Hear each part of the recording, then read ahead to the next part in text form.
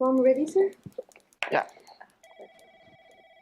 आपका पिछला annual checkup कब हुआ था? August 5th last year. How long do I have before my appointment? I have a flight to New York to catch.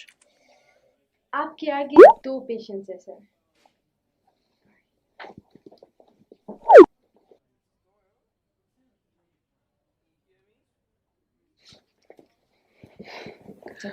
या number आया है अभी, तुम जा सकती हो.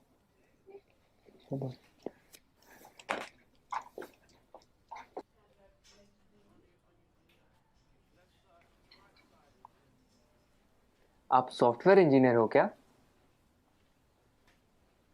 आप लोगों ने देश में कितनी तरक्की लाई है, सब कुछ कितना एडवांस हो गया है. Thanks. आप लोगों को देख के तो मैं एकदम हैरान हो जाता हूँ. आप कंप्यूटर में अंदर कुछ कोड करते हो और बाहर दुनिया बदल जाती है. इतना आसान नहीं है दोस्त. ये कुछ कोड का काम नहीं है. काफी मेहनत जाती है इसके पीछे. कॉम्प्लिकेटेड है, काफी कॉम्प्लिकेटेड.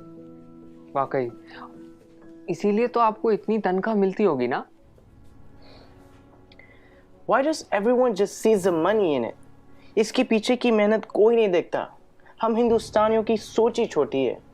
Just because मैं पूरा दिन AC ऑफिस में होता हूँ और ऑब्वियसली मुझे पसीना तो आता ही नहीं होगा, राइट?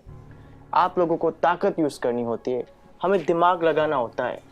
ये बाल सफेद ऐसे ही नहीं होते.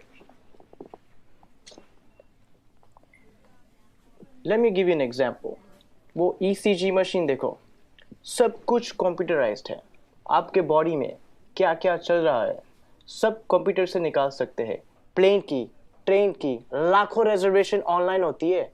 बैंक के ट्रांजैक्शन सब एक सिंगल डेटाबेस में. Data integrity, locking, data security. कुछ आइडिया ये सब डिजाइन करना कितना कॉम्प्लिकेटेड है? और आप कह रहे कि कोडिंग करना आसान है. आप ये सब कोड करना जानते हो? पहले करता था, अब मैं प्रोजेक्ट मैनेजर हूँ. मेरी टीम सब करती है. ओह, तो अब काम आसान हो गया होगा. इस फील्ड में कुछ आसान नहीं है. जितना ऊपर जाओ उतनी ही रिस्पॉन्सिबिलिटी बढ़ती है, काम बढ़ता है, स्ट्रेस बढ़ता है. कोडिंग और डिज़ाइनिंग ये फिर भी आसान है, लेकिन अब मुझे पूरी टीम संभालनी पड़ती है. 10 लोगों को हर रोज़ जवाब देना होता है, क्वालिटी मेंटेन करनी होती है. 2 घंटे ईमेल ना चेक करूँ तो लोग पैनिक करने लगते हैं. एक साइड से रिजल्ट का प्रेशर होता है और दूसरी साइड को कस्टमर को रिप्लाई करना होता है. रिक्वायरमेंट्स बदलती रहती है और यूजर्स को कुछ और चाहिए होता है और आपका बॉस कभी सेटिस्फाइड नहीं रहता है. दोस्त, शायद तुम्हें पता नहीं है टेंशन और प्रेशर साथ में हैंडल करना कैसे होता है. मुझे पता है सर, टेंशन और प्रेशर दोनों साथ में हैंडल किया है. 6 साल पहले की बात है. हम लगभग 30 लोग रात के 3 बजे पॉइंट 4875 को कैप्चर करने के लिए बढ़ रहे थे. दुश्मन ऊपर से फायरिंग कर रहा था. अगली गोली किसके नाम पे लिखी थी पता नहीं था. उजाले से पहले हमें वहां पहुंचना था. वक्त काफी कम था हमारे पास. होश तो तब आया जब अगले दिन हम चोटी पर तिरंगा लहरा रहे थे और तब हम बचे 30 नहीं 4 लोग थे. आप Subedar Sushant from 13 Jammu and Kashmir Rifles on duty at peak 4875 in Kargil.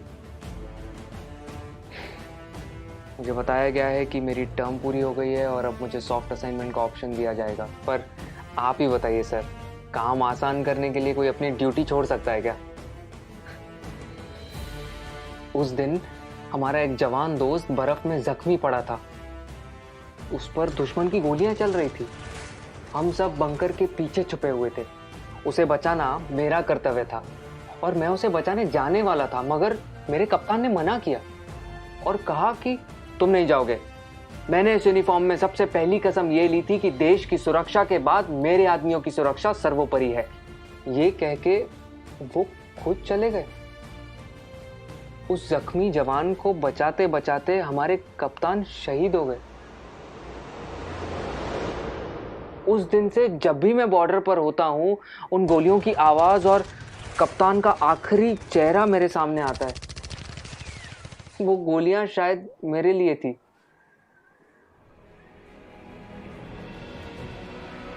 Tension और प्रेशर दोनों के साथ काम करना जानता हूँ मैं।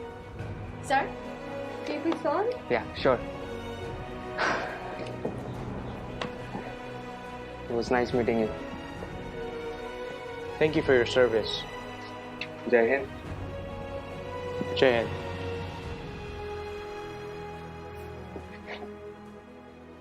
कभी खुद की जिंदगी से शिकवा होने लगे अगर, तो एक फौजी की जिंदगी के बारे में सोचना। खुद की हर मुश्किल आसान लगेगी। जो खुद की सांसें दांव पर लगाकर पूरे देश की सांसें चलाते हैं, हर वक्त जान हथेली पर होती है, फिर भी हमेशा मुस्कुराते रहते हैं। जिन्होंने डर को भी डराया है और देश के लिए जीना क्या होता है, ये इन सरहद के पहरेदारों ने हमें सिखाया है। तो अगली बार जब कोई चुनौती तुमसे तुम्हारा सुख चैन छीनेगी, तो एक फौजी की जिंदगी के बारे में जरूर सोचना। खुद की हर मुश्किल आसान लगेगी।